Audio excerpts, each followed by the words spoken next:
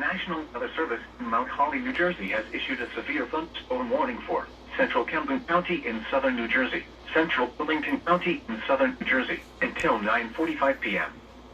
At 9:04 p.m., a severe thunderstorm was located over Evesham, or 10 miles east of Canton, moving southeast 35 miles per hour. Hazard, 60 miles per hour wind gusts. Source, radar indicated.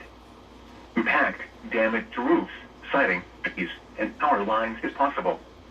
Locations and paths include Evesham, Mount Laurel, Voorhees, Bedford, Tabernacle, Shimone, Springdale, Wharton State Forest, Atchison, Greenbury, Monton, Leisure Town, Chatsworth, Randywood, Bedford Lakes, and Moorestown, Linola. This includes Interstate 295 in New Jersey between mile markers 39 and 42. For your protection, move to an interior room on the lowest floor of a building. Repeating, a severe thunderstorm warning has been issued until 9:45 p.m. for the following counties in New Jersey: Burlington and Camden.